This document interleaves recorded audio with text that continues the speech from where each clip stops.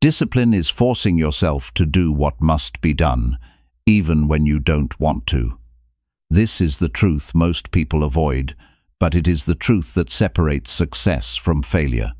The title says it clearly: How to Force Yourself to Be Disciplined. Because let's be honest, if you wait until you feel ready, you'll keep waiting forever. If you depend on motivation, you'll always fall short. Discipline is not a choice you make only on good days. It's the decision you make every single day, especially when it feels hardest. Think about it. How many opportunities have you lost because you delayed? How many times has comfort stolen progress from you? This message is not about theory, it's about reality. It's about learning to take control of yourself in the moments when excuses scream the loudest. If you can force yourself into discipline, you can change every area of your life. And that's exactly what you're about to learn. Chapter 1. Face your laziness directly and refuse to negotiate. Discipline is not something you stumble upon. It is not something that arrives at your door one morning with a smile. Discipline is something you must face, something you must confront, and most importantly, something you must force into your life when everything inside of you would rather avoid it. When you feel that pull of laziness, when your body says stay in bed, when your mind whispers that you deserve a break, that is the moment you must stand up and refuse to negotiate. Because if you negotiate with laziness even once, it will win the argument every single time. Laziness never runs out of excuses. Laziness will always have another reason ready. But if you refuse to negotiate, if you take your stand, you begin to build the kind of strength that changes your life. Laziness has a way of disguising itself. It does not always arrive as doing nothing. Sometimes it shows up as scrolling endlessly through your phone. Sometimes it comes as eating food you don't need. Sometimes it looks like busy work that keeps you from doing what really matters. That is how it wins. It fools you into believing you are doing enough, when in reality you are avoiding what is difficult. And the truth about life is this: progress is always found in what is difficult. The things that push you, the things that make you sweat, the things that demand your focus, those are the things that shape you into a person of discipline. If you want to become disciplined, you have to learn to see laziness for what it truly is, the enemy of your future. When you wake up in the morning and you feel the weight of the bed holding you down, that is the moment discipline is calling your name. You either answer it or you turn your back on it. But here is the reality. Every time you turn your back on discipline, you strengthen your laziness. Every time you choose comfort over action, you train your mind to obey laziness. And then, when it matters most, when your life demands focus, you will already be conditioned to quit.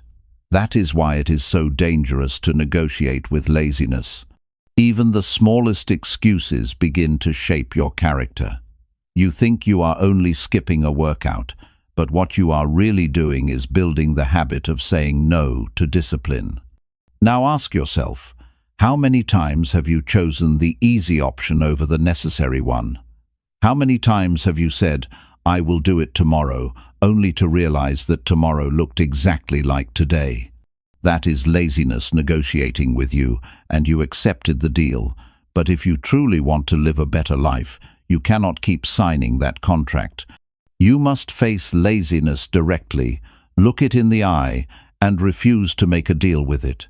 You say no. You take action in that very moment, even if your mind screams otherwise. That is what forces discipline into your system. You see, the reason so many people remain stuck is not because they lack knowledge. It is not because they lack opportunity. It is because they negotiate with laziness. They wait until they feel ready. They wait until the conditions are perfect. They wait until the motivation arrives. But those things never come when you expect them. If you sit around waiting for the perfect feeling, you will wait for the rest of your life. Discipline begins when you act before you feel ready. It begins when you face laziness directly, and you move in spite of it. The human mind is a master at creating comfort. It tells you stories. You worked hard yesterday. Take it easy today. You don't have the energy right now. Do it later. One skipped day won't hurt. These are not harmless thoughts. These are chains. They keep you tied down to the same level, the same results, the same life.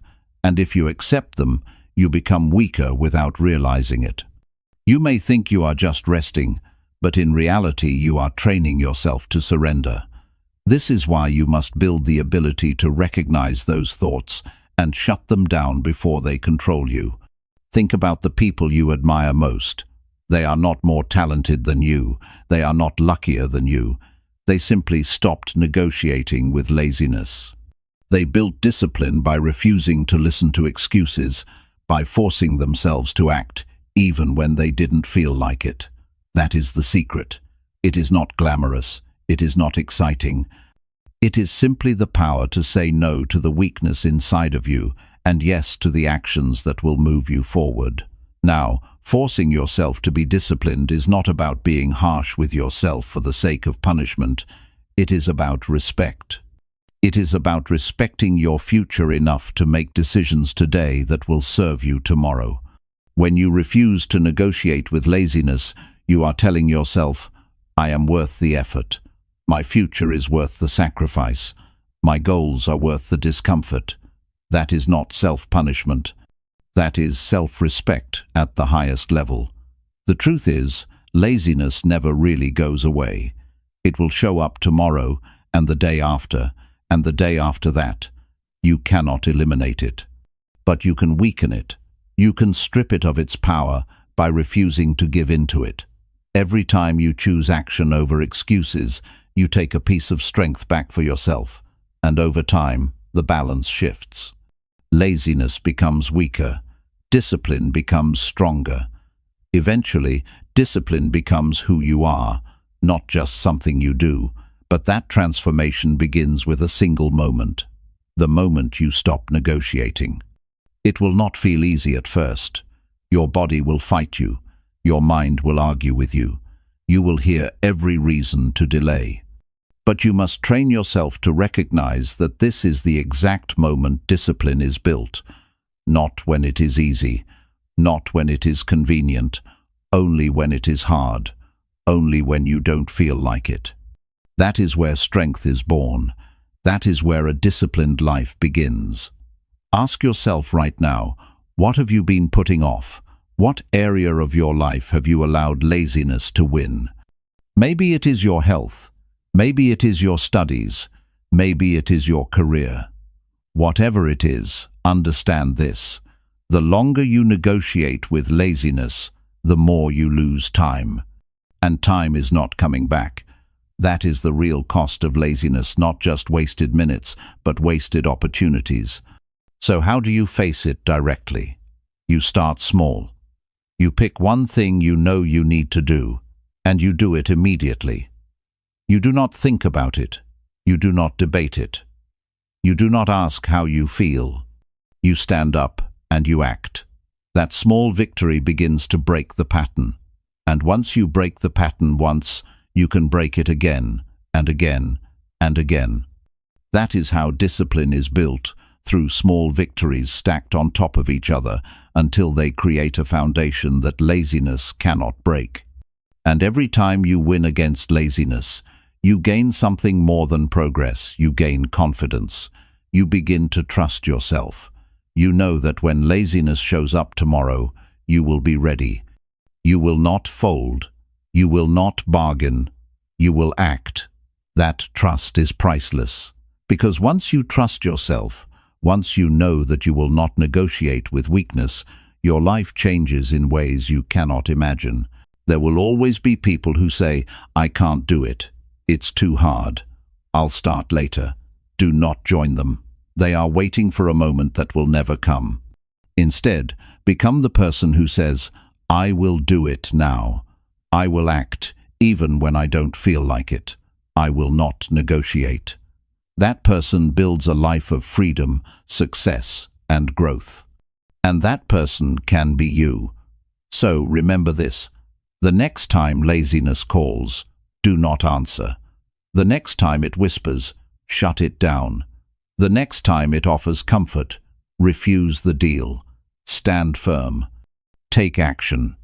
Build your strength one choice at a time. And never forget, the moment you refuse to negotiate with laziness is the moment you force yourself into discipline. And discipline is the path that changes everything. Chapter 2. Take small actions immediately to train instant response. Discipline is not something you build in giant leaps. It is not something that appears one day after a sudden decision. It is created in small actions taken at the exact moment they are needed. Every time you delay, every time you wait, you weaken the ability to respond. The secret to real discipline is learning to act immediately, to move as soon as the thought enters your mind, without hesitation and without negotiation. Those small, instant actions train your mind and body to respond without delay, and that habit becomes the foundation of strength in every part of life. Think about how often opportunities pass you by simply because you paused.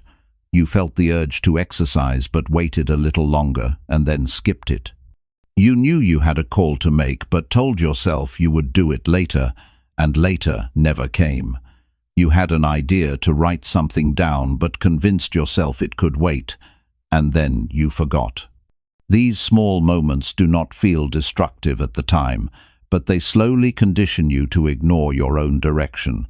They teach your mind that hesitation is acceptable, and the more you accept hesitation, the weaker your discipline becomes. Now imagine the opposite. Imagine every time you had the thought to act, you moved. You thought of drinking water, so you drank it. You thought of picking up a book, so you opened it. You remembered a task you needed to complete, so you started it right then. That pattern builds something powerful, the ability to respond instantly. That is how you remove laziness before it grows. That is how you prevent procrastination from building roots, and that is how you gain control over yourself. The reason immediate action is so powerful is because the human brain is fast at creating reasons to stop. Within seconds of thinking about doing something hard, your mind creates a list of arguments against it. It tells you you're too tired. It tells you you'll have more energy later. It tells you it's not urgent right now. But those arguments only appear when you wait. If you act before your brain has time to debate, you win. You cut off the excuses before they take shape. That is why small, instant actions matter more than big, delayed ones. When you decide to train this skill, start with something simple. As soon as your alarm rings, stand up. Not after a few minutes, not after checking your phone. Stand up immediately. That is a small action, but it builds a strong lesson. I control my response. Do the same when you remember a small task. Do it right then, even if it takes only 30 seconds. Each time you do this, you reinforce the message that you are a person who acts, not a person who waits. Discipline is not just about grand goals. It is about teaching yourself that your actions follow your decisions. If you decide to do something and then don't, you are teaching yourself to doubt your own word. But if you decide and then act instantly, you are teaching yourself trust. That trust grows into confidence. Confidence grows into consistency, and consistency builds a disciplined life. But it begins with small actions taken immediately. You may think small actions are too insignificant to matter, but they are the seeds of change. When you act instantly on a small task, you train the same mental muscle that will later help you act instantly on bigger challenges. Picking up a book today trains the same discipline that will help you start a business tomorrow. Standing up as soon as your alarm rings trains the same discipline that will help you stay strong under pressure later. You cannot skip the small steps. They are the training ground for the big ones. If you want to test yourself, give this rule a try. When you think of something necessary, count down from 3 and then do it. 3, 2, 1, move. Do not let the thought sit for long. That simple rule removes hesitation. It breaks the habit of waiting, and it forces you to build a new reflex. Act now. Over time, you won't need to count. Your body will move on its own. That is what real discipline feels like, not forced effort, but trained reflex. But here is the truth. You will not always feel like moving instantly. Some days the small action will feel heavier than it should. Some days you will want to delay. That is where training comes in. You are not building a lifestyle where everything feels easy. You are building a mind that acts regardless of feelings. Feelings change. One day you feel motivated, the next day you don't. If your life depends on feelings, you will live inconsistent. But if your life depends on trained response, you will live disciplined. Look at any person who has achieved consistency in their field. They are not waiting for inspiration every day. They trained themselves to act as soon as the decision was made. That is why they succeed. They may not always do it perfectly, but they do it without delay. And the truth is, discipline is not about perfection. It is about consistency of action over time. That consistency is impossible without instant response. You must also understand that waiting does more than waste time. It weakens your self-respect. Every time you delay, you feel the weight of disappointment. You know you should have moved, but you didn't. That small regret builds into frustration, and frustration, if repeated long enough, turns into self-doubt. That is the dangerous cycle of hesitation. But when you act immediately, even on something small, you feel a sense of pride. That pride fuels motivation. That motivation makes the next action easier. And soon, your life is filled with momentum instead of regret. Discipline is not a gift. It is a choice repeated until it becomes natural. And the most powerful way to train that choice is through instant action. When you think of doing something productive, move before excuses arrive. When you feel resistance, step into it quickly before it grows. Every instant action is a reminder that you are stronger than hesitation. The beauty of this approach is that anyone can start it right now. You don't need money. You don't need equipment. You don't need special skills. All you need is the willingness to act as soon as the thought appears. That is available to everyone, and the more you practice, the more natural it becomes. The first time you do it, it may feel uncomfortable. The 10th time, it feels less difficult. The 100th time, it feels automatic. That is how you turn instant action into habit. Think about this. Every person has the same 24 hours. Some build disciplined lives, others waste their days. The difference is not time, the difference is response. Some act immediately, others wait. Which group do you want to belong to? The answer lies in what you do the moment a decision comes into your mind. If you want a stronger future, stop giving power to hesitation. Start honoring your thoughts with immediate action. When you feel the urge to do something good for yourself, move. When you know a task is waiting, handle it now. When you have the choice to delay or act, choose act. Those choices may seem small in the moment, but they are shaping who you become. The disciplined life is built in these exact moments, not tomorrow, not someday, right now, right here, in the decision you make today. Take small actions immediately, and you will train yourself to respond instantly. That instant response becomes your protection against laziness, procrastination, and wasted time. It becomes the tool that helps you live with focus and strength, and it becomes the foundation of a life that grows stronger every single day. When you decide to act instantly, you are telling yourself that your future matters more than your comfort. You are telling yourself that excuses will no longer run your life. You are telling yourself that you are in control. That message, repeated in small actions, will change everything. So when the next decision enters your mind, do not wait, do not hesitate, do not negotiate. Act, move, respond, because the life you want is waiting, but only for the person who learns to act without delay. Chapter 3. Control your thoughts before they control your decisions. The greatest battles of discipline are not fought outside but inside the human mind.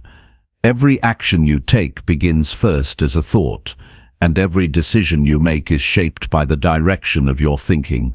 If you do not learn to control what goes on in your head, then your life will always be led by impulses, emotions, and distortions. But when you gain control over your thoughts, you put yourself in the position to make stronger, clearer, and wiser choices. Discipline becomes possible only when you understand how powerful your thinking truly is. Most people underestimate how much their thoughts influence their lives. They believe that actions are separate from thinking. But in reality, action is only the extension of what you allow to stay in your mind. Think about it. The person who repeatedly tells themselves they will never improve eventually stops trying. The person who constantly thinks they will fail does not even begin. Thoughts are not harmless. They are the seeds of every decision, and every decision builds your future.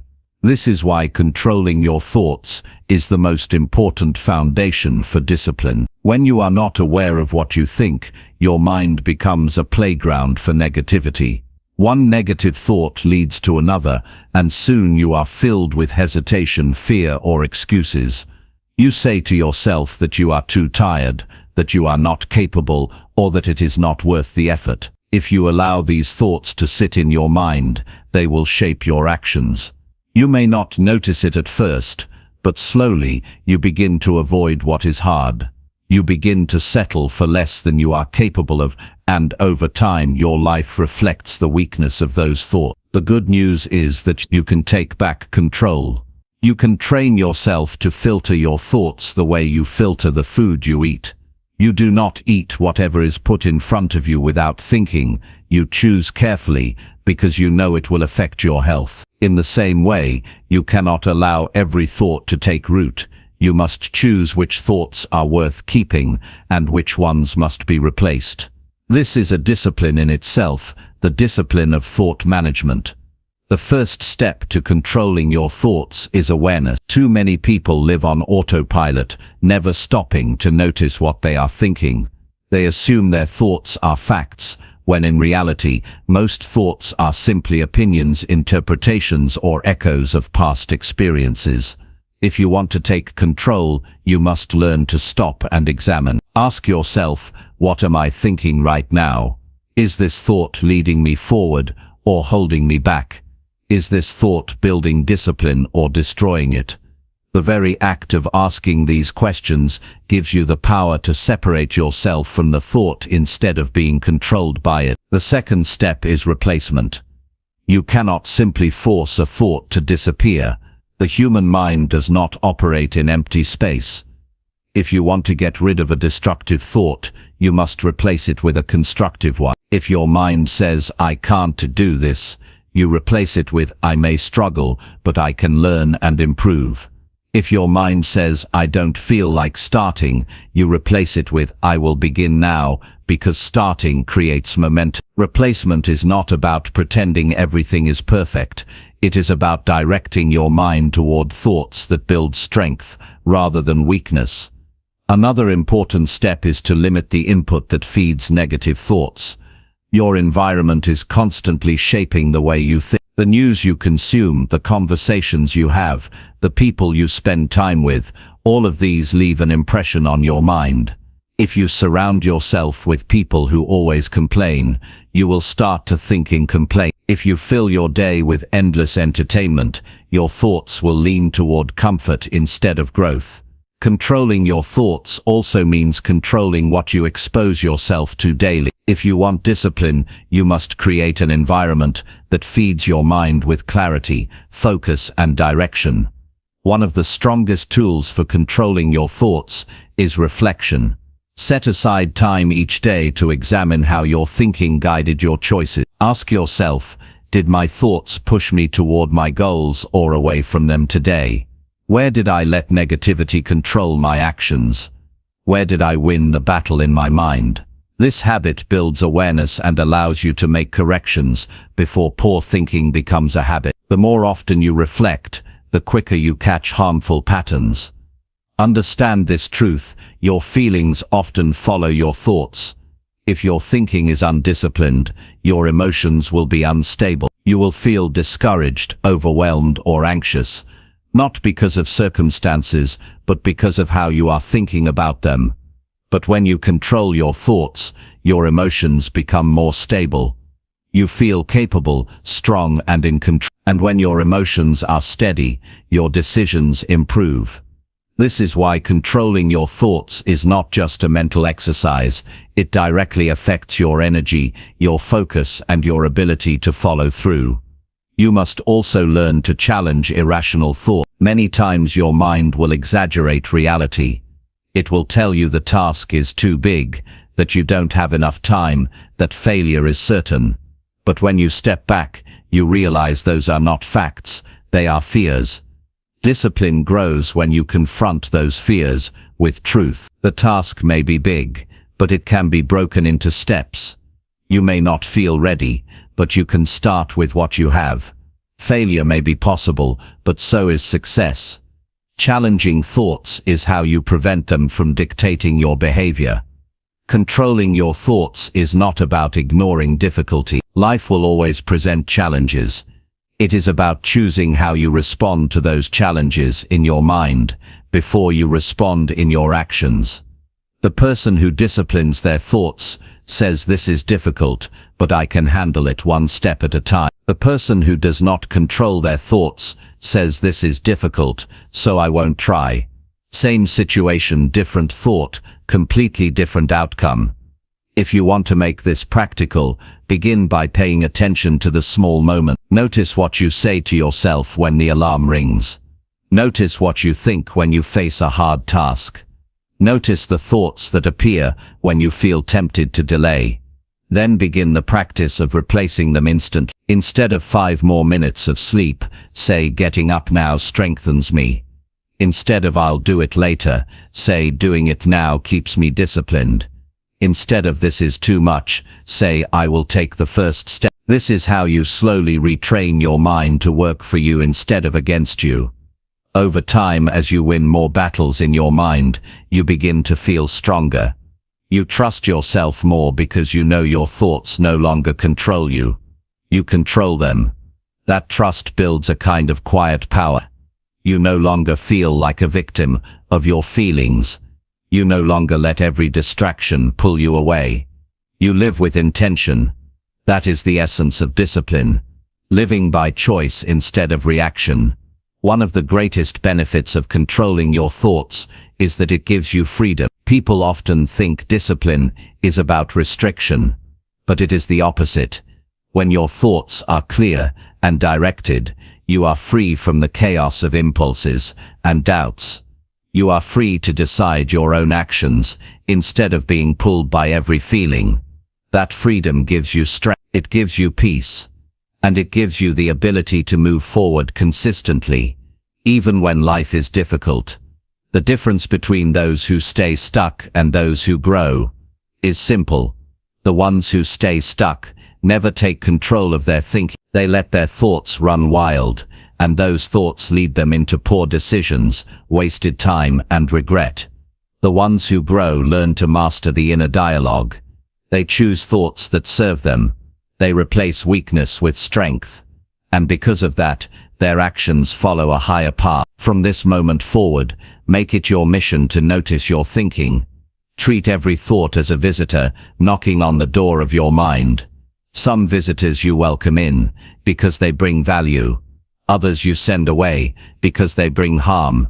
The power to decide who stays and who leaves is yours. When you exercise that power daily, discipline becomes not just an action, but a way of life. Do not wait until your thoughts drag you into poor decisions. Take control at the first moment. Direct your mind before it directs you. Replace weakness with strength, doubt with determination, hesitation with action. This is how you take ownership of your life. And this is how you build the discipline that will carry you to every goal you set for yourself. Chapter 4. Force repetition until your brain accepts new behavior. Human behavior is built on patterns. Whatever you do repeatedly becomes easier to do again.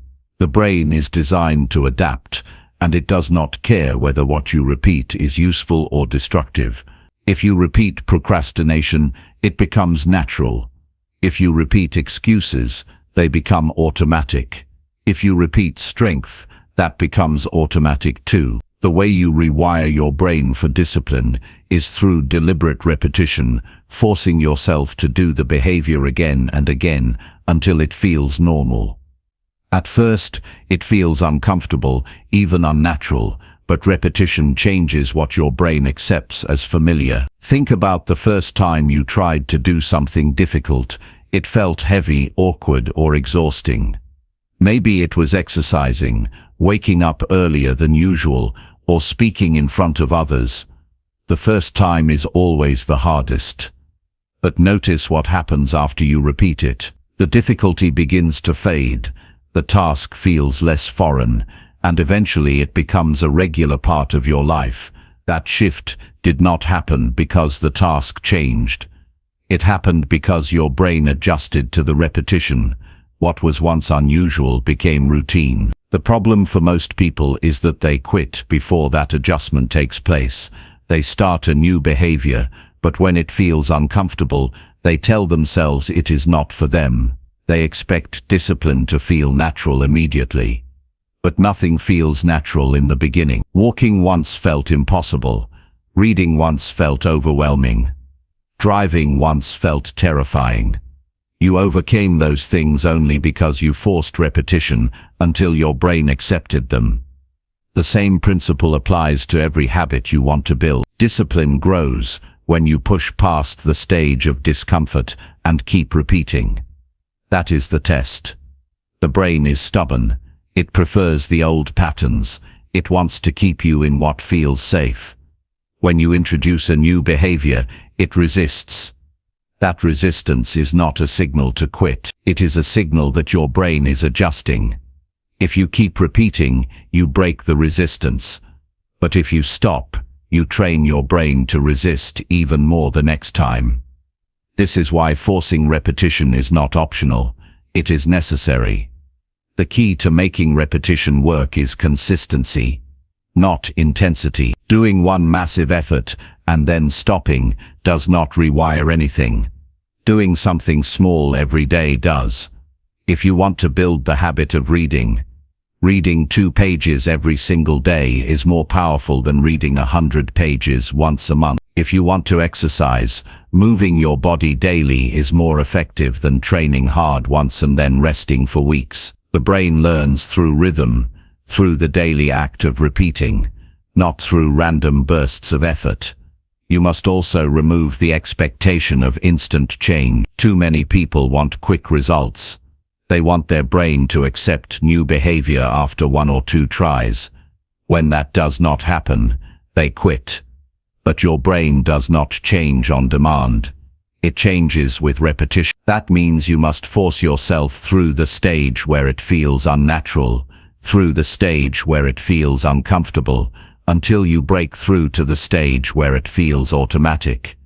If you can survive the middle stage, you will succeed. This is where discipline becomes real, doing the action even when you do not see results yet. Imagine planting a seed and digging it up every day to check if it is growing. It will never take root. Behavior works the same way. If you stop repeating too soon, the habit never has time to form. But if you give it enough consistent repetition, the roots grow deep, and soon the behavior belongs to you. You do not have to think about it anymore. It becomes part of your identity. Repetition also has another powerful effect. It builds evidence for your mind. Every time you repeat a disciplined action, you are showing yourself proof that you can do it. 1 push-up proves you are capable of moving. 1 day of writing proves you are capable of producing.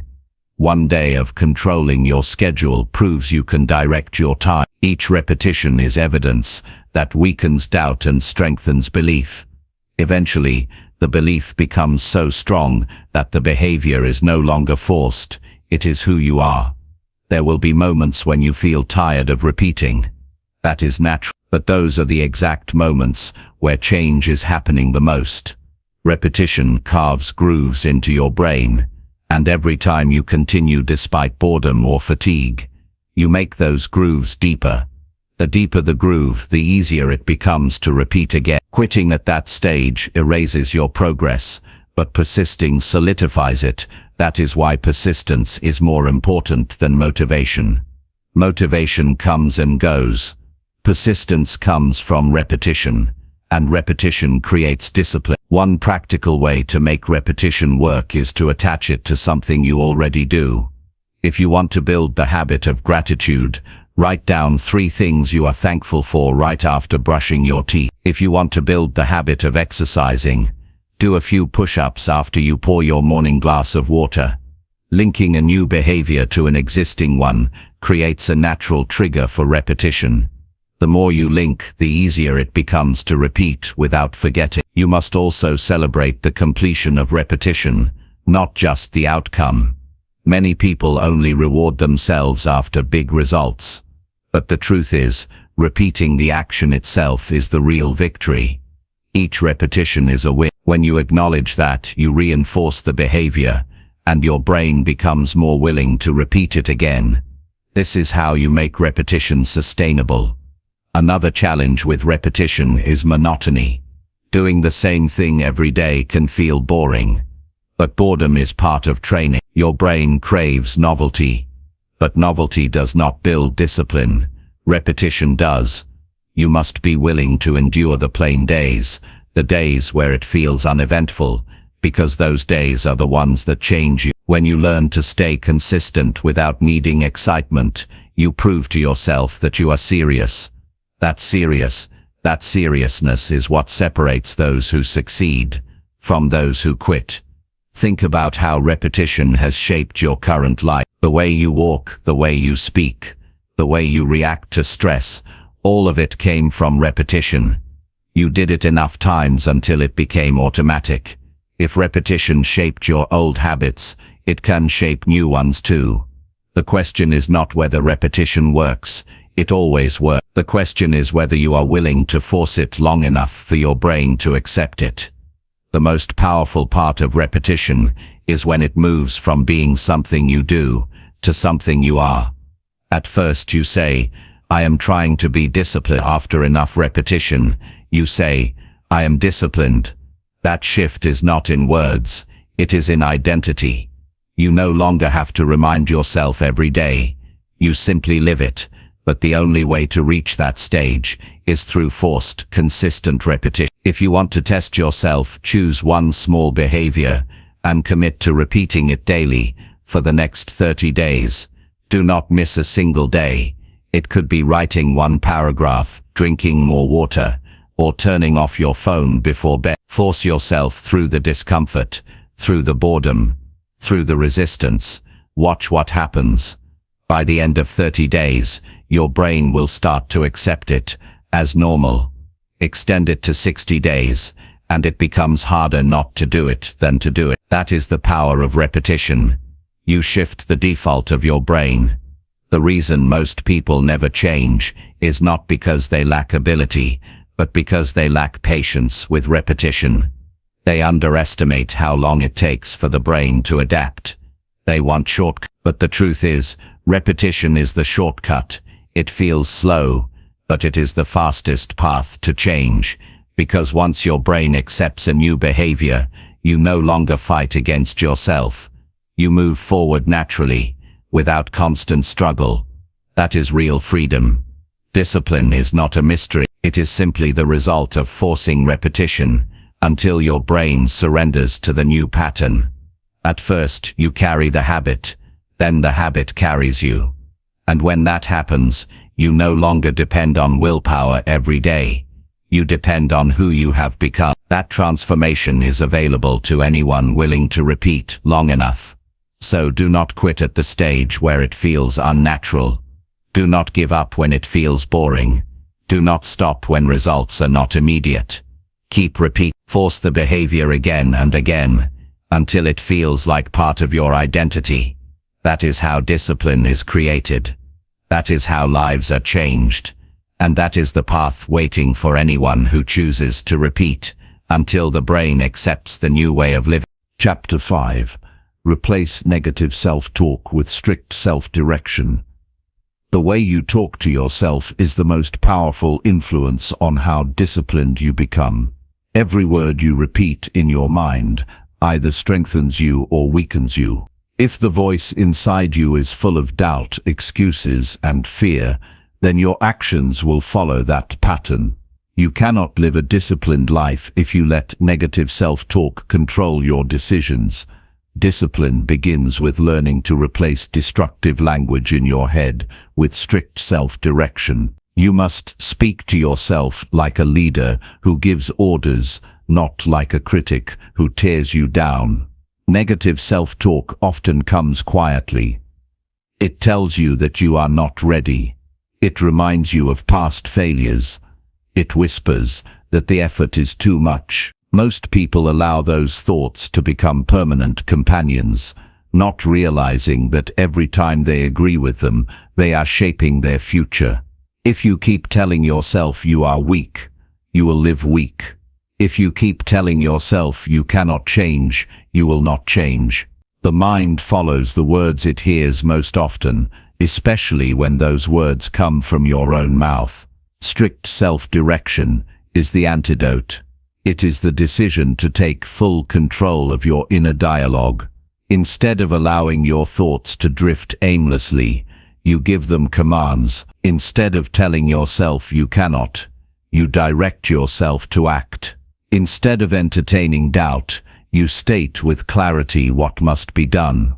Strict self-direction is not about pretending everything is easy. It is about refusing to allow weakness in your language. Your words must reflect the standards you want to live by. The reason strict self-direction works is because the human brain responds to clarity. Vague thoughts create hesitation. Clear commands create action. If you tell yourself, maybe I should do this, your body hesitates. If you tell yourself, I must do this now, your body follows. The tone you use with yourself matters. Speak in a commanding voice, not a questioning one. Discipline thrives on direction, and you are the one responsible for giving that direction. When you notice negative self-talk, the first step is recognition. Too many people live unaware of the destructive language in their minds. They repeat the same phrases daily. I am too tired. I am not smart enough. I will never succeed. These phrases become so common they feel normal, but once you learn to notice them, you realize they are not harmless. They are shaping your discipline. Recognition allows you to interrupt the cycle. When you catch yourself saying something weak, you stop it. You refuse to entertain it further. The second step is immediate replacement. Do not leave the space empty, because negative talk will always try to return. Replace it with strict direction. If you say, I cannot do this, replace it with, I will complete one step right now. If you say, I feel too lazy, replace it with, I will stand up and move immediately. Replacement turns destructive energy into constructive action. Over time, your brain begins to accept the new commands as the standard. Another key to replacing negative talk is precision. Do not give yourself vague encouragement. Do not simply say, I can do it. That is too broad. Instead, give yourself exact direction. Write one page now. Turn off the phone and focus. Start walking for 10 minutes. Precision eliminates the room for excuses. Negative talk thrives on vagueness. Strict direction kills it with clarity. You must also understand that strict self-direction requires firmness. You cannot give yourself soft orders and expect strong results. When your mind says, I don't feel like it, you must respond with authority. Do it now. That tone matters. You are not negotiating with yourself. You are leading yourself.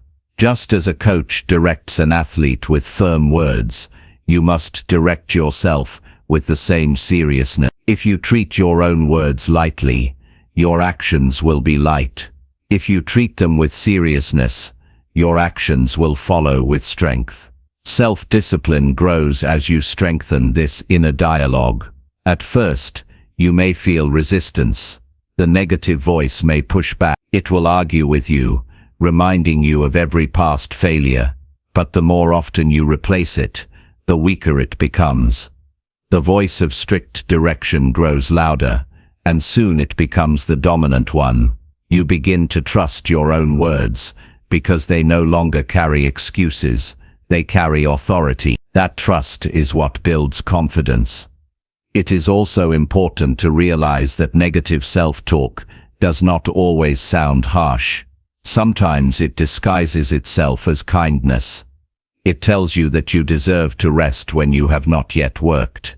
It tells you that taking it easy today will not hurt. It tells you that tomorrow will be a better day to start. These thoughts feel comforting, but they are dangerous. They are traps that keep you weak. Strict self-direction cuts through those false comforts with clarity. It says, rest is earned, not given. Do the work first. It says, tomorrow will not be better unless you act today. That is how you protect yourself from the deception of comfort. Your environment will also influence your self-talk. If you spend time around people who constantly complain or lower their standards, their language will echo in your head. You will find yourself repeating their negativity, even when they are not present. That is why you must be careful with the voices you allow around you. Surround yourself with people who speak with clarity, strength, and direction. Their language will influence your own, and your inner dialogue will rise to match it. A practical exercise for replacing negative self-talk is to write down the most common excuses you tell yourself. Look at them clearly. Then, next to each one, write the strict direction that should replace it. For example, I am too tired becomes I will begin for 5 minutes regardless of energy.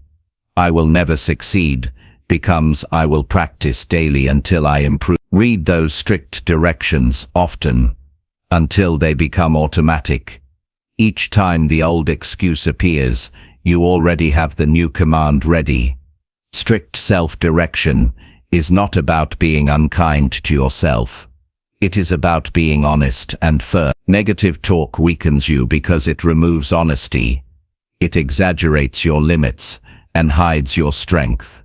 Strict direction gives you the truth. You may not feel ready, but you are capable of action. You may not see results yet, but repetition will bring them. You may not be comfortable, but you are strong enough to continue.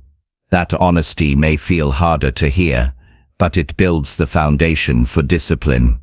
The ultimate goal is to create a voice inside you that you trust completely. A voice that does not give excuses, does not waste time, does not lower standards.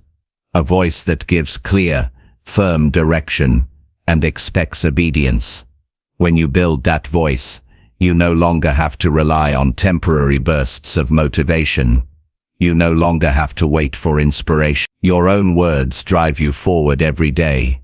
That is when discipline becomes a natural part of your life. Over time you will notice the shift. The negative talk that once controlled your decisions will fade. The strict direction you practice will become automatic. You will wake up and hear yourself saying, "Stand up now." You will face a task and hear yourself say, "Start immediately." You will feel resistance and hear yourself say, "Do not stop until it is finished." That inner dialogue will guide you with power. It will feel like having a strong leader inside you, and that leader will always push you toward growth. Every disciplined person you admire has built this skill. They did not silence negativity by accident. They replaced it with strict direction, daily until it became second nature, and you can do the same. It requires awareness, replacement, precision, and firmness. It requires daily practice. But once you build it, you will never again be at the mercy of destructive self-talk. You will live with clarity, and your discipline will carry you forward regardless of how you feel. From this day forward, decide that your inner dialogue will serve you, not harm you. Stop giving space to negative self-talk. Replace every weakness with a command. Speak to yourself as a leader, not as a victim. Direct yourself firmly toward action, and never forget, the words you repeat to yourself each day are shaping the discipline that defines your future. Chapter 6. Use pressure to act when comfort pulls you back. Comfort is one of the greatest enemies of discipline. It feels safe, it feels pleasant, it feels familiar, but if you give in to it too often, it slowly pulls you away from progress. Comfort whispers that you can take it easy, that you can delay the hard task, that you can relax just a little longer. At first, it seems harmless, but over time, comfort weakens your drive and lowers your standards. The only way to break its grip is to use pressure, to create conditions that demand action when your body and mind would rather stay idle. Without pressure, comfort will always win. With pressure, you force yourself to rise above it. Pressure is not your enemy. In fact, pressure is often the tool that pulls out your best. Think about deadlines. How many times have you delayed until the very last moment, and then suddenly you produced more in a few hours than you had in weeks? That is not because you lacked ability earlier. It is because the pressure forced you to act. The problem is that most people wait for external pressure, deadlines, emergencies, or consequences before they move. Discipline grows when you learn to apply pressure on yourself before life does it for you. The truth is, comfort has no urgency. It convinces you that tomorrow is just as good as today. It convinces you that nothing terrible will happen if you delay. That is how it keeps you stuck. Pressure creates urgency. Pressure tells you the time is now, not late. When you use pressure correctly, you leave no room for comfort to slow you down. You create a system where action is not optional, where movement is the only choice. One way to create pressure is through accountability. When you tell someone about your commitment, when you make your goals visible, you introduce a kind of weight that pushes you forward. If you promise yourself you will exercise but tell no one, comfort may talk you out of it. But if you tell a friend, if you share it publicly, you feel pressure to follow through. That pressure removes the option of slipping back into comfort. It gives you an extra reason to act. Another way to create pressure is through deadlines. A goal without a deadline is just a wish. If you say you will get something done someday, comfort will stretch that day into months or years. But if you give yourself a firm date, you create pressure that demands focus. Even better, shorten your deadlines. Challenge yourself to act sooner than feels comfortable. That urgency forces you to cut distractions and prioritize what matters most. Without deadlines, comfort will always stretch your timeline. With deadlines, you compress time and accelerate growth. You can also use financial pressure to strengthen discipline. Invest in something that requires you to commit. Pay for the class, buy the equipment, put money on the line. When you invest, you create pressure to use what you paid for. Many people waste opportunities because they never attach value to their commitment. When there is nothing to lose, comfort takes over. When you have something at stake, you are far less likely to delay. Pressure also comes from raising your standards. When you accept mediocrity, comfort wins easily. But when you raise the bar, when you demand more from yourself, you introduce the pressure to perform at a higher level. This pressure is not about perfection. It is about refusing to settle. It is about refusing to let comfort dictate your effort. High standards create the kind of pressure that pushes you to act with seriousness, even when you do not feel like it. Another powerful way to use pressure is to visualize the cost of comfort. Ask yourself, what will my life look like if I continue choosing ease over effort? Picture the wasted time, the lost opportunities, the regret that builds over years. That vision creates emotional pressure. It reminds you that every choice has a consequence. When you see clearly what comfort will steal from you, you feel urgency to move now. That inner pressure drives action stronger than motivation ever could. Pressure is not about stress for the sake of stress. It is about building conditions where discipline becomes the natural response. Comfort will always try to slow you down, but pressure creates a force stronger than comfort. It directs you to act before you are tempted to delay. It tells you there is no later, only now. That habit of creating pressure builds resilience. It trains your mind to act even when comfort pulls hard. You must also learn to use pressure in moments of weakness. When you feel yourself drifting toward comfort, stop and give yourself a strict command. Speak with authority. Do it now, no delay. The firmness of those words creates instant pressure. It leaves no space for negotiation. That pressure pushes you forward in the exact moment you are most vulnerable to comfort.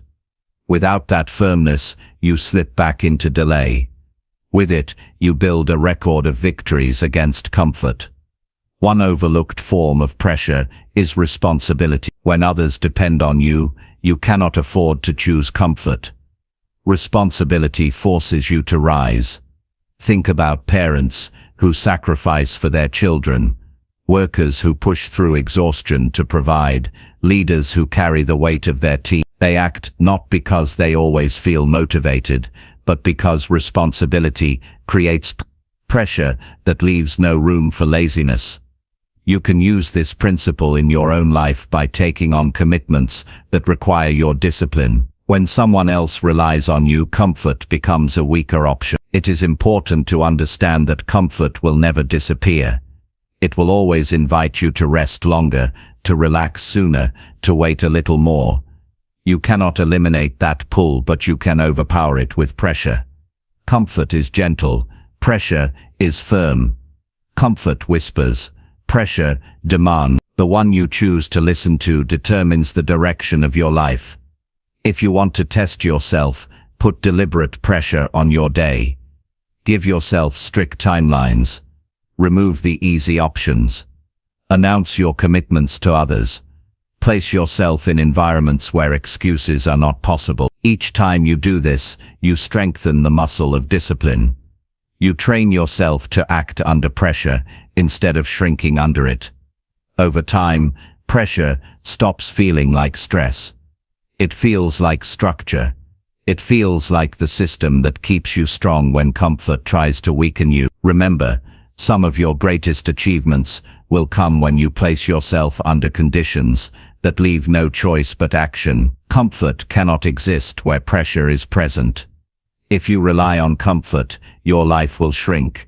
If you rely on pressure, your life will expand. You will grow stronger, more reliable, and more disciplined with every decision. From this moment on, stop waiting for external forces to pressure you. Create that pressure yourself.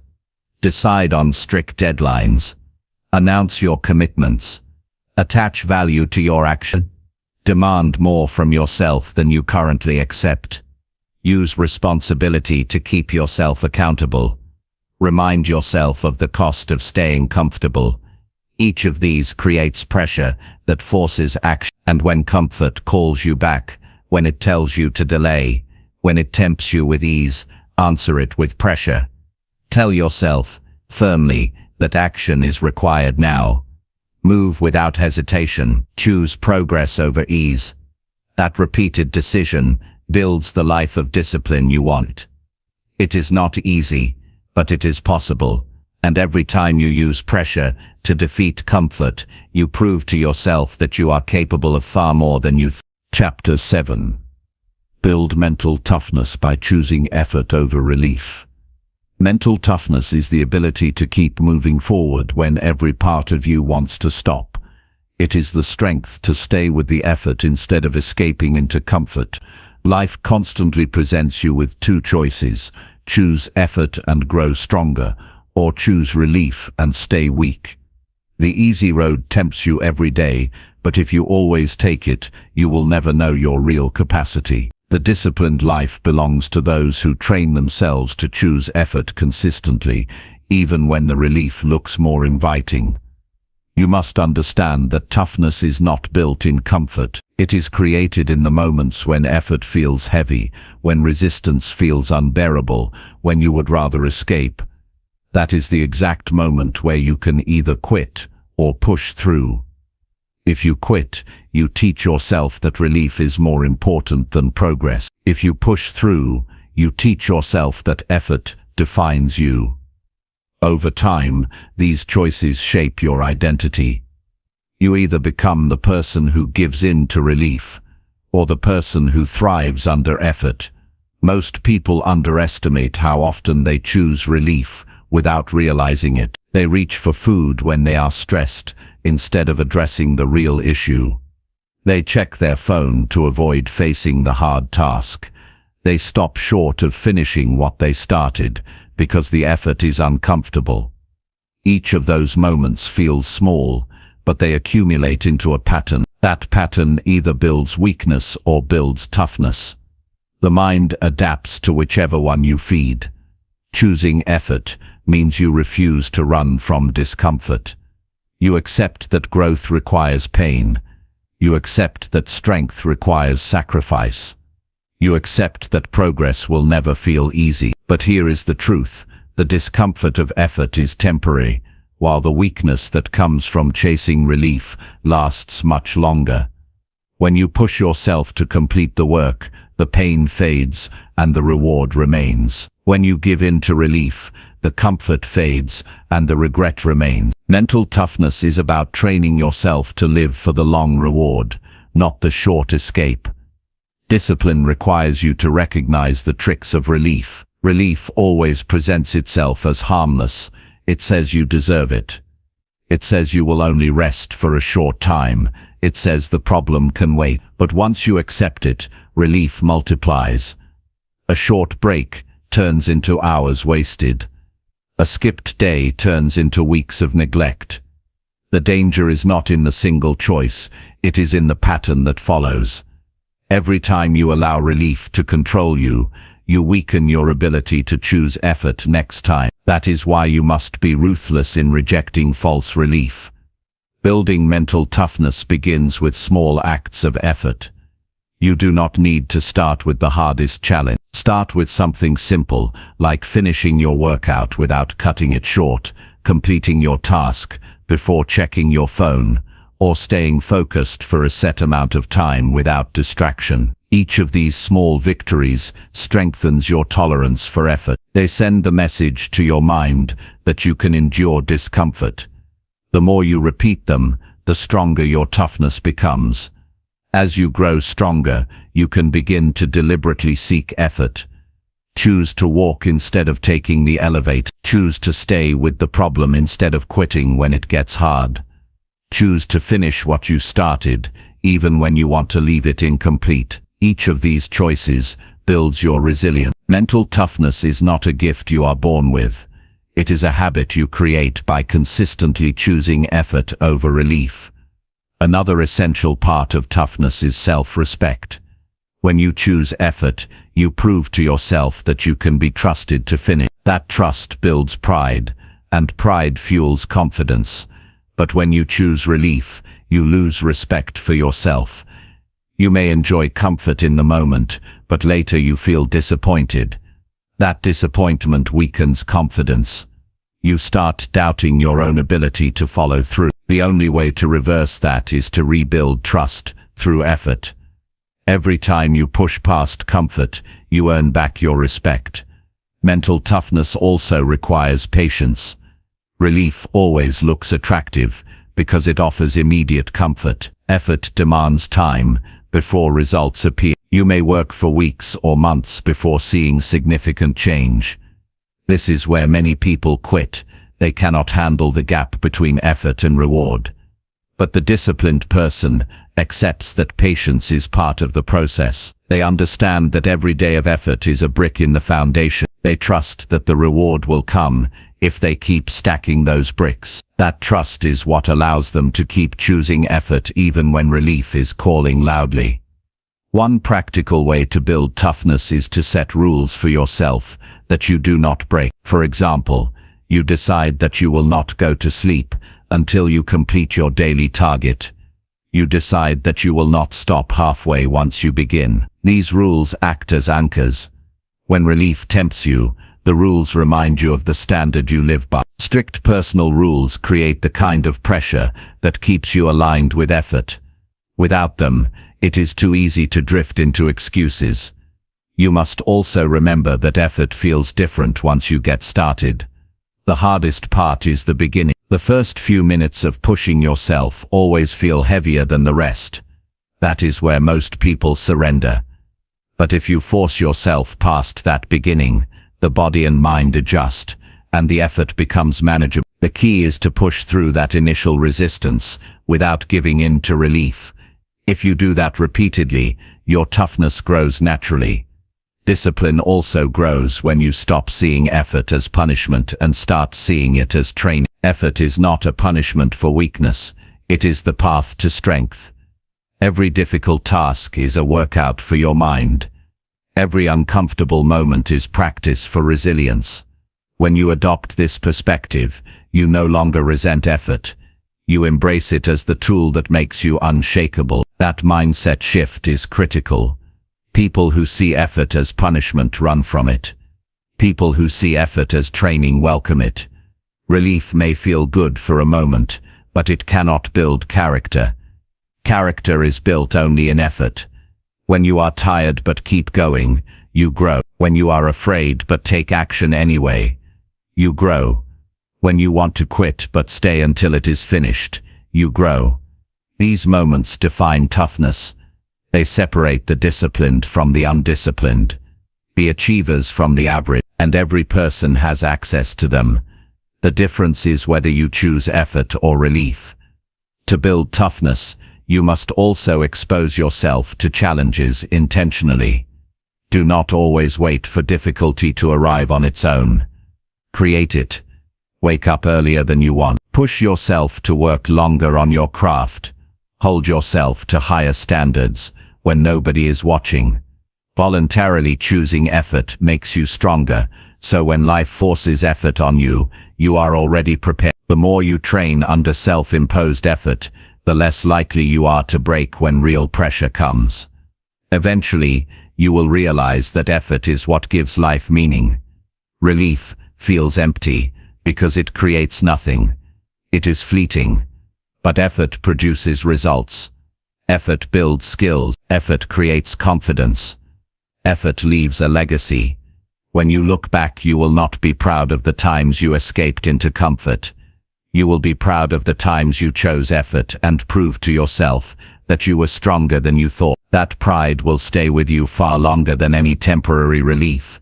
From today forward, begin to notice your daily choices.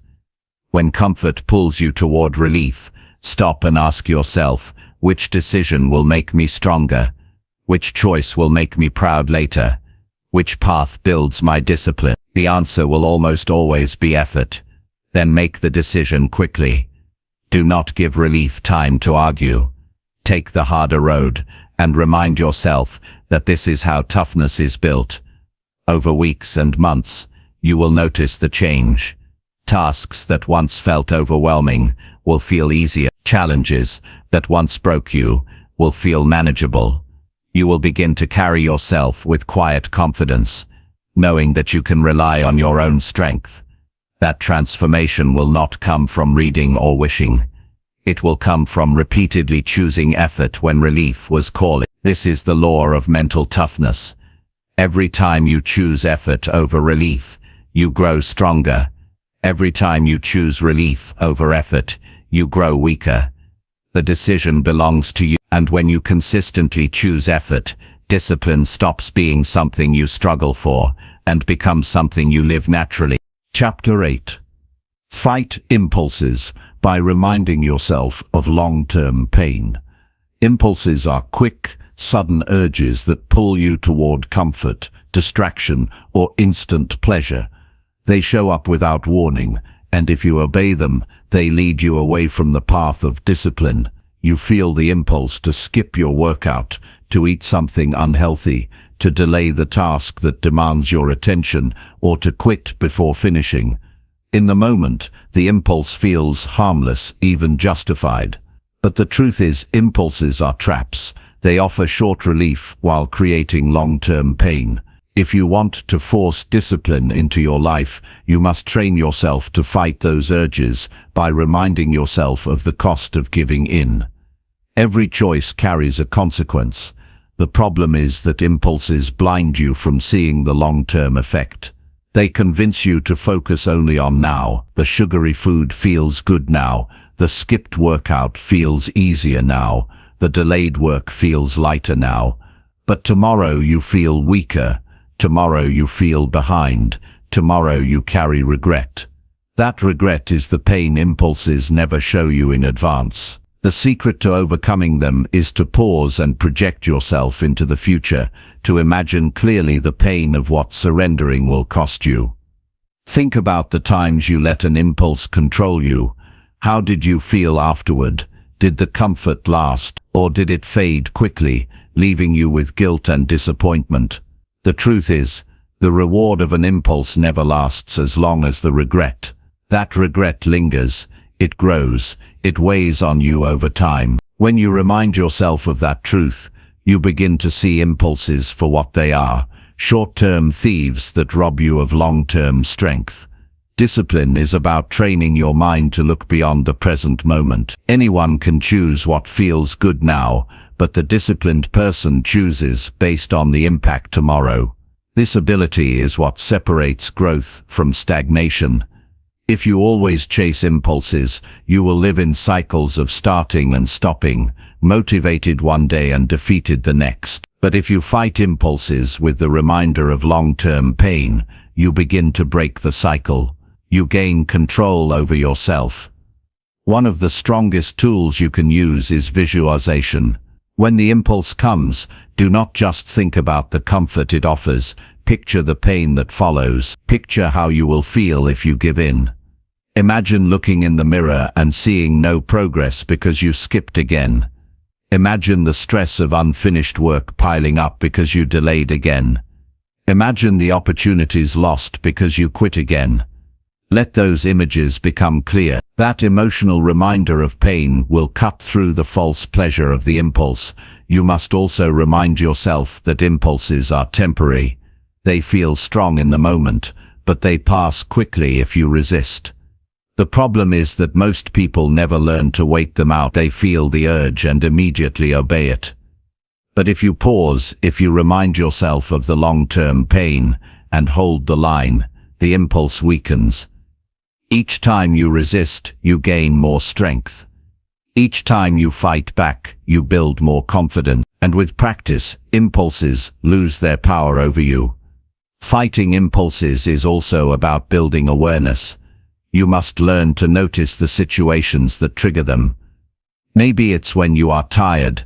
Maybe it's when you are stressed. Maybe it's when you are bored. If you do not identify these triggers, you will always fall into the same trap. Once you know them, you can prepare. You can decide in advance how you will respond. When the urge appears, you will not be surprised.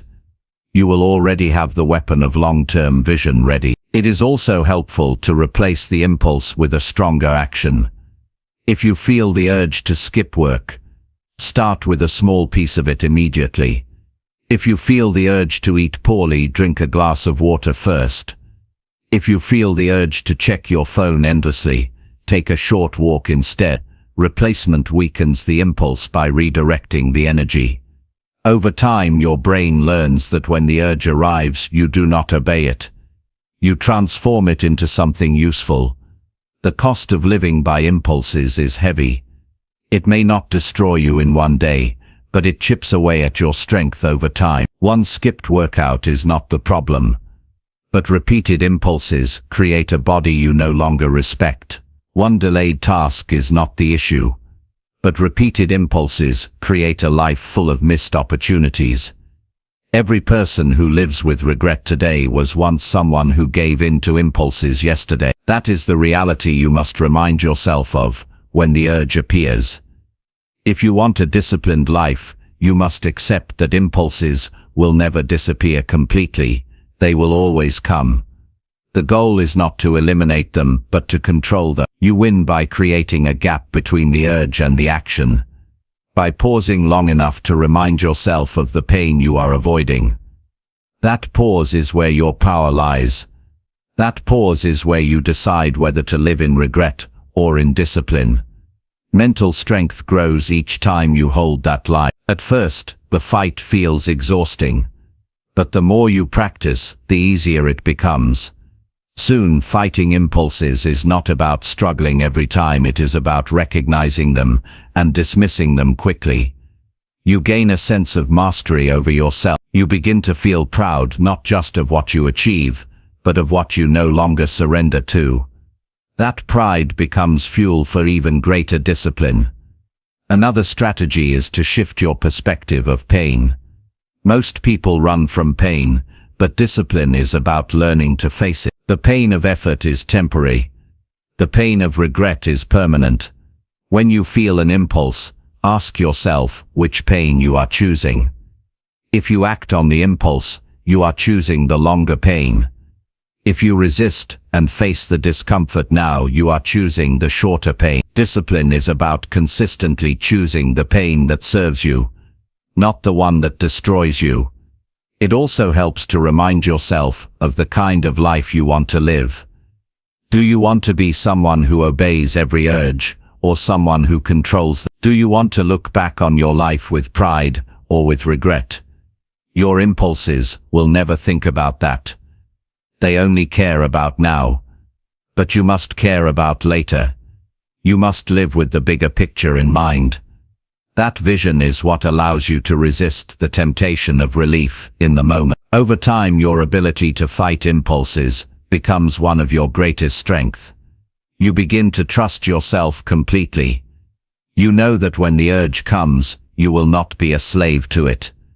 You will recognize it, remind yourself of the pain it brings, and make the stronger choice. That trust gives you freedom.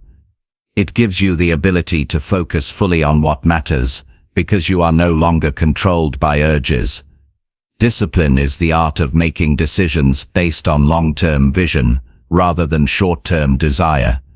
Impulses will always try to blind you to that vision. They will try to drag you back into immediate comfort. But when you fight them with the reminder of long-term pain, you take away their power. You create space between what you feel and what you choose. That space is where discipline lives. From this moment on, commit to never acting blindly on impulses. When the urge appears, pause. When the temptation calls, think of the pain it creates tomorrow. Let that thought be heavier than the comfort of now. Then act according to your higher standard, not your lower desire. Each time you do this, you strengthen your discipline. Each time you win, you prove that your future matters more than your impulses. The disciplined life is not built by perfect conditions or endless motivation. It is built by winning the battles of impulse every day. It is built by choosing effort over regret, vision over comfort, discipline over weakness. And it begins with one powerful skill: the ability to fight impulses by remembering the long-term pain they create. That reminder is the shield that protects you from regret and the tool that builds your strongest self. Chapter 9. Direct your energy only toward tasks that truly matter. Every person wakes up each day with a limited supply of energy. That energy can be directed toward building a meaningful life, or wasted on distractions that lead nowhere. Discipline is not just about forcing yourself to act. It is about making sure your actions are directed toward the tasks that truly matter. Without this focus, you can work hard all day and still feel empty because your energy went to things that made no real difference. A disciplined life is not measured only by activity, It is measured by progress in the areas that shape your future. The reason so many people feel drained yet unfulfilled is because they scatter their energy across too many things. They spend hours reacting to messages, scrolling through endless content, worrying about opinions that don't move their life forward, or chasing trivial tasks that make them feel busy but not productive.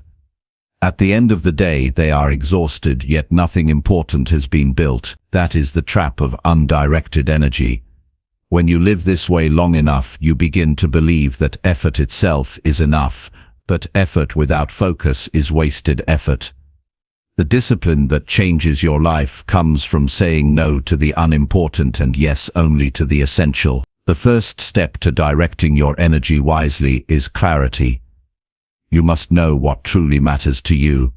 Without clarity, you will be pulled in every direction by demands, temptations, and distractions. Ask yourself, what are the few things in my life that create the biggest results? What actions move me closer to health, growth, stability, or freedom? These answers will not be the same for everyone, but every person must define them. Once you are clear, the discipline is to align your energy only with those priorities.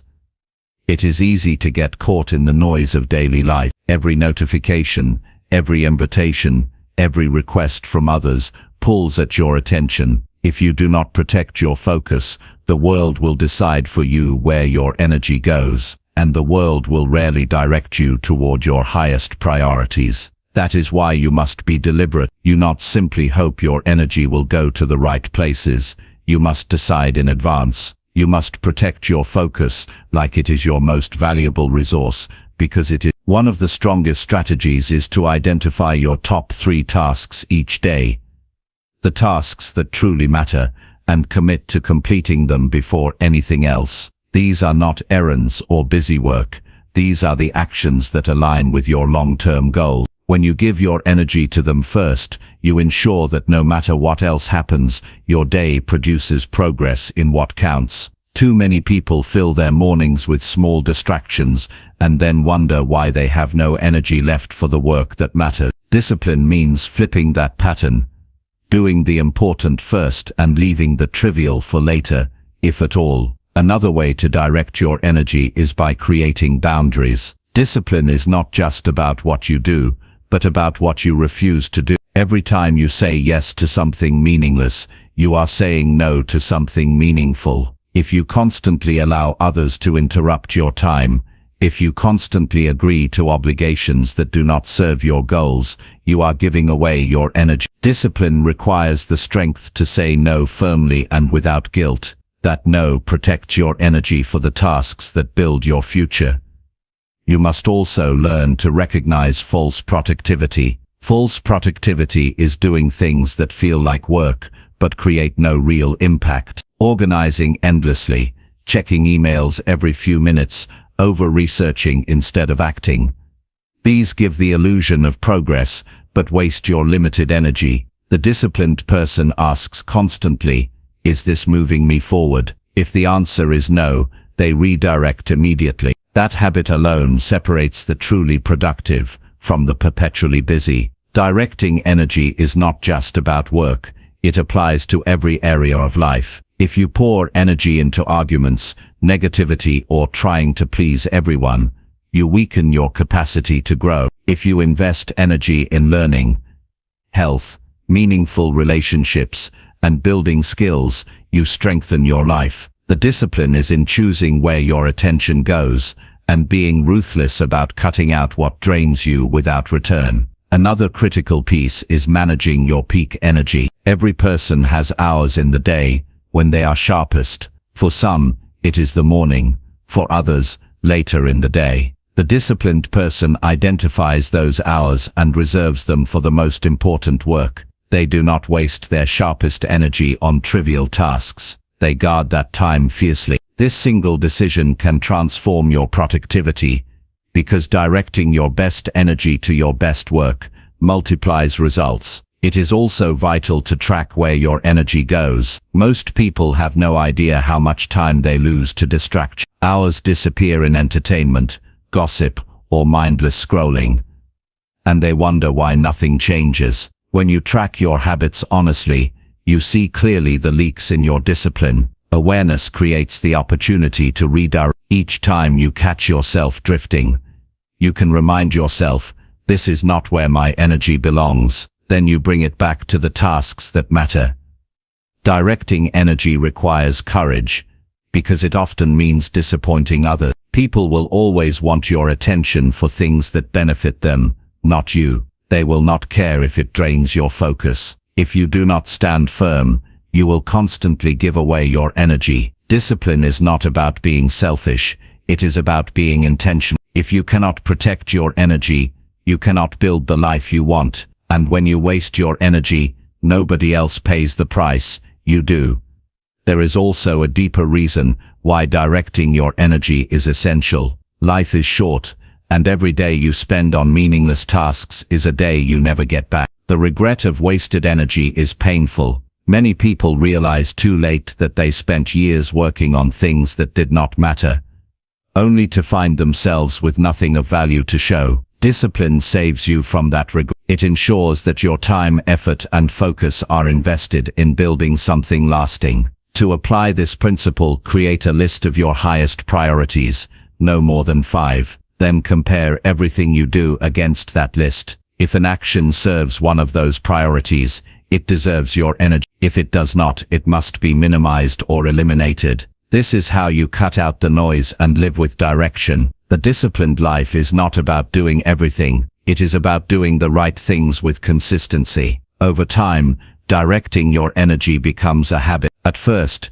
you must remind yourself constantly. You must pause before saying yes. You must resist the temptation to do what feels urgent, but unimportant. But eventually it becomes natural. You instinctively focus on what matters and ignore what doesn't. That habit creates momentum, and with momentum, your progress multiplies. You begin to see results faster, not because you are working harder, but because you are working smarter. The people who achieve the most are not the ones who work the longest hours. They are the ones who direct their energy with precision. They know their priorities and give their best to them. They ignore distractions.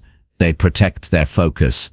They invest in what creates growth. That is the secret. Not endless effort, but disciplined effort, directed toward meaningful tasks. From this moment on, challenge yourself to notice where your energy goes. Ask yourself often, is this building the life I want? Is this moving me toward my goals?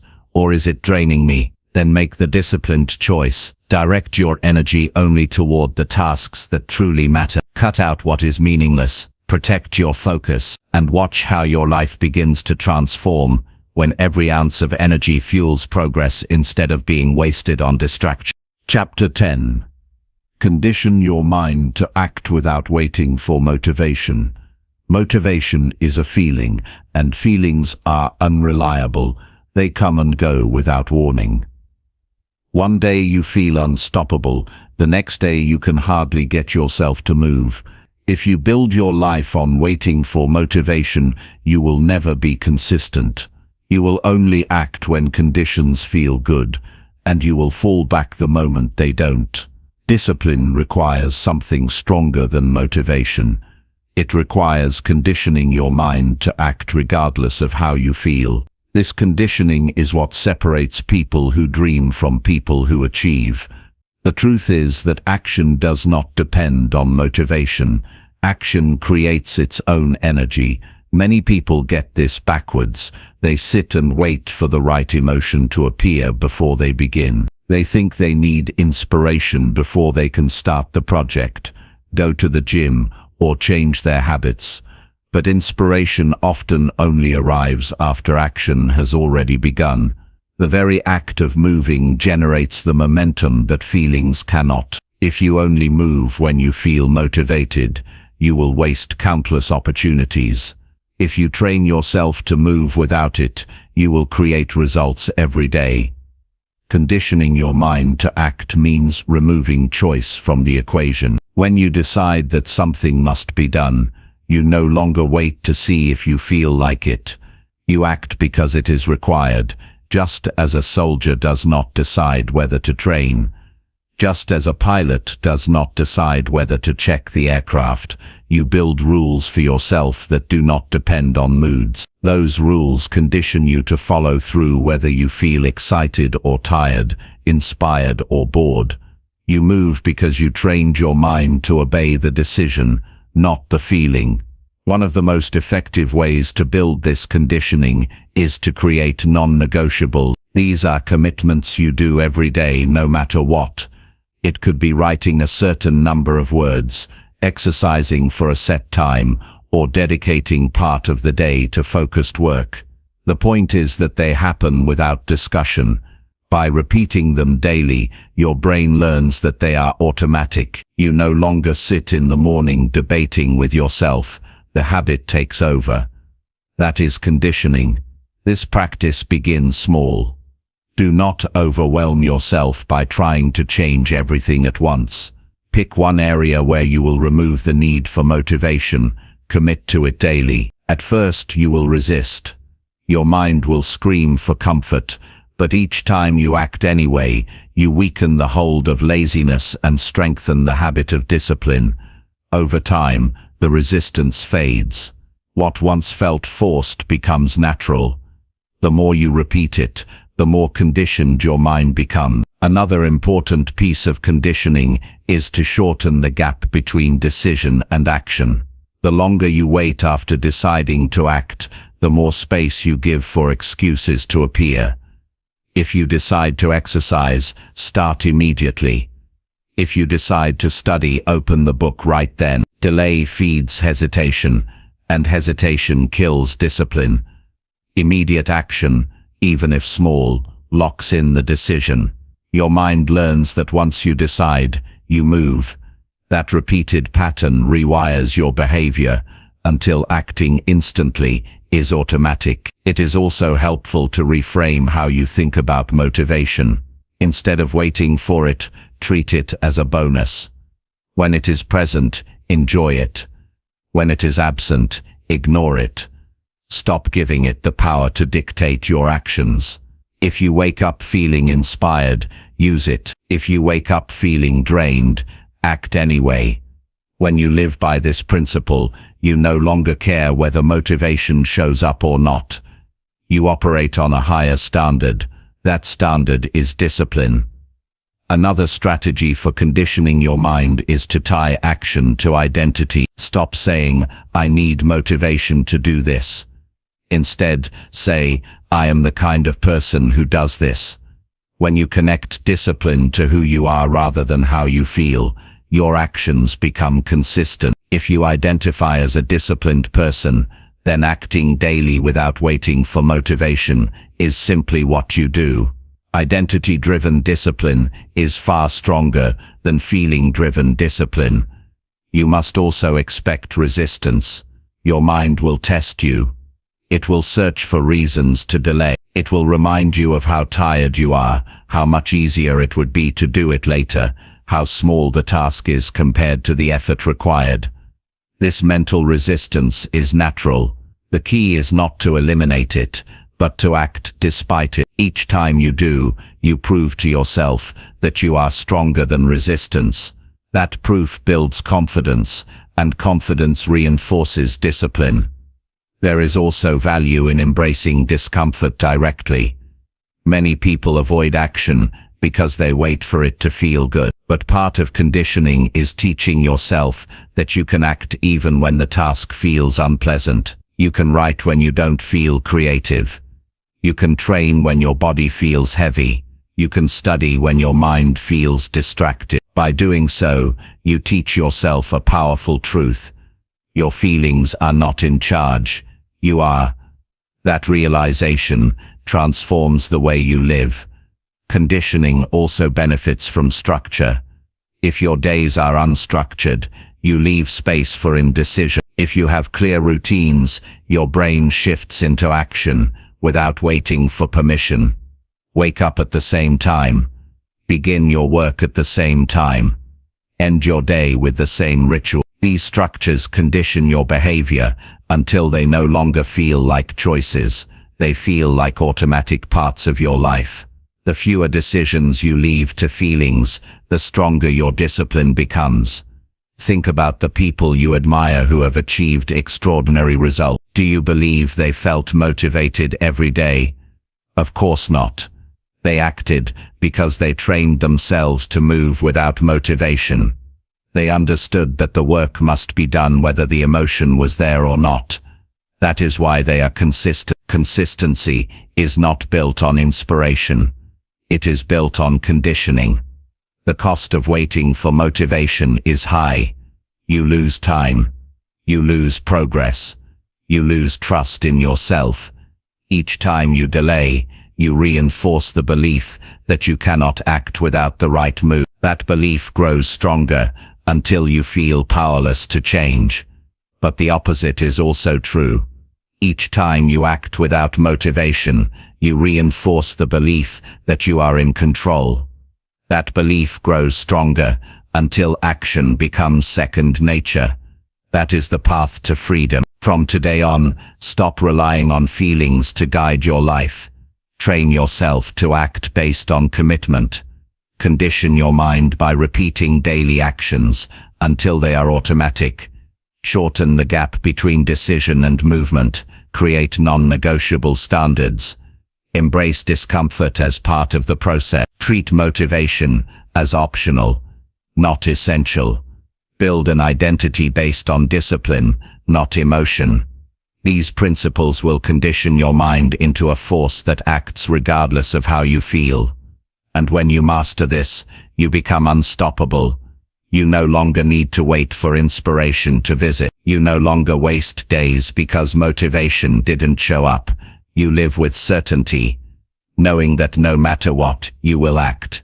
That certainty is the foundation of discipline, the foundation of progress, and the foundation of a life of strength.